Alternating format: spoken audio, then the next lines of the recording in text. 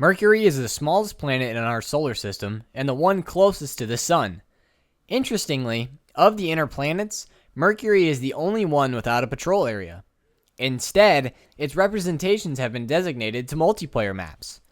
So to start analyzing this location, let's hop into some multiplayer and start... I don't think I have the right game. Mercury is the smallest planet in our solar system with a diameter of about 4,900 kilometers.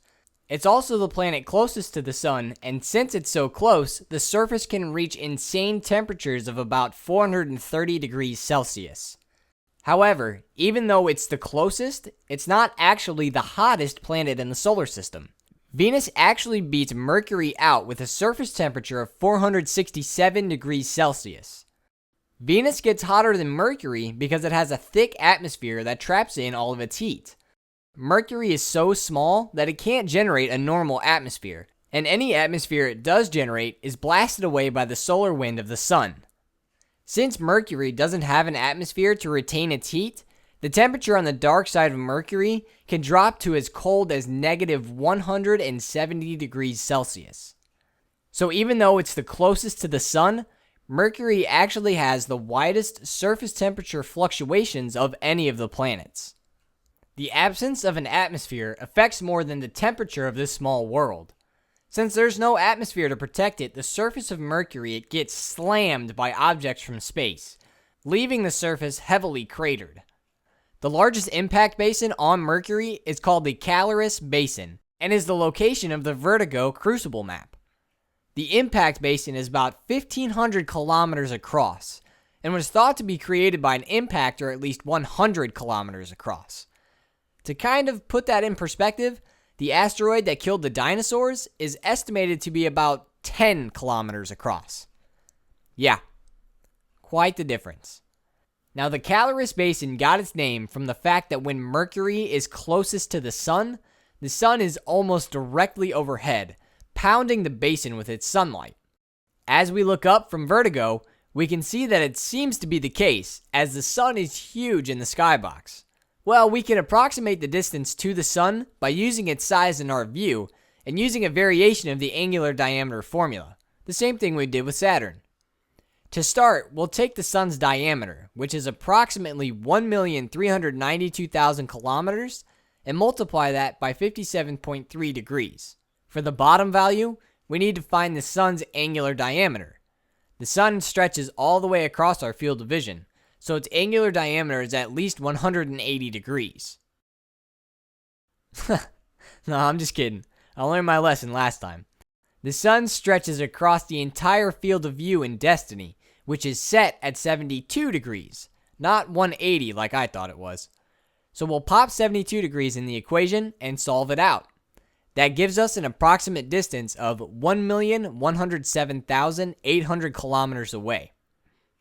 At its closest point, Mercury is about 46 million kilometers away from the Sun. So yeah, we should all be burnt to a crisp.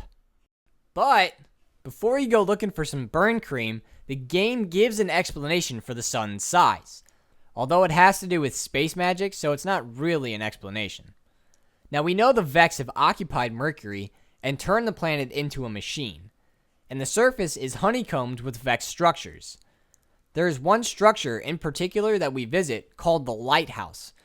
Members of New Monarchy have also visited the Lighthouse in the past, and they too were mesmerized by the splendor of the Sun, saying, "We stood for some time staring into the solar fire." However, they also comment, "From the surface, the Sun is too large and too dim. Perhaps it is the influence of the Vex constructs distorting the image." Since the Vex have turned the entire planet into a machine, they are likely using the power of one of their constructs and manipulating the reality of Mercury, distorting the view of the world. Now, another Vex construct can be visited in-game. The Burning Shrine is another Crucible map in the game, located in a place named the Fields of Glass. It seems the name is a reference to Bungie's previous game series, Halo. In Halo, The Covenant would glass planets by bombarding them with plasma. The plasma would burn the topsoil of the surface into a mineral called lacatolyrite, which is a mineral that is very similar to glass. This mineral isn't a fictitious creation of the Halo universe, it's a real mineral that can be found on Earth. It mostly forms after lightning strikes sand. But there is another way it can form, as the result of high-impact meteor strikes. The high pressure of the meteorite crashing into the ground can cause the mineral to form and spew across the ground. Now, as we previously said, Mercury has no atmosphere, so it has been bombarded by objects several times. All of these impacts could have ejected enough glass to create an entire field between the craters. Some of the planes on Mercury are actually theorized to be created from impact ejecta, so there may be real fields of glass on the surface of Mercury. Now, according to legend, Mercury wasn't always this glass-covered wasteland devoid of life. It used to be a garden world. The dreams of Alpha Lupi describe hot oceans and a nourishing atmosphere. While an atmosphere from the Traveler remains, there are no remnants of gardens on Mercury. It's just rock and dust. Was Mercury ever a garden world, or was it really just a dream? Well, it's likely its history with impacts could have destroyed the world. Remember, the impactor for the Caloris Basin is estimated to be 10 times the size of the KT impactor. Large impacts such as the Caloris impact can not only affect the surface of the world, but also affect the dynamo mechanism at the planet's core, and can shut down the planet's magnetic field. With no magnetic field, the radiation from the sun could have burned away the nourishing atmosphere of Mercury and destroyed the garden world underneath. Well, what was left of it after such a huge impact. So, Mercury is in a weird place in Destiny. It doesn't have a patrol area of its own, so it seems like there's limited information to be gleaned from the game. Yet its few representations in Grimoire cards give more depth to the location than you would initially think. The choice to not include a patrol area seems odd, especially since we have now moved outwards towards Saturn in the outer solar system. Now, the reason for this may be because a patrol area for Mercury would be too similar to the Moon. Neither of them have an atmosphere, so they are covered in craters.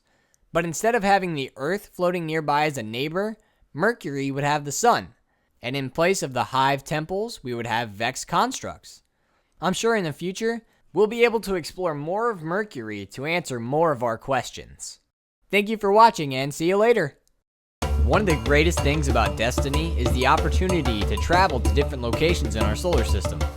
We can visit the windswept deserts of Mars, the volcanoes of Venus,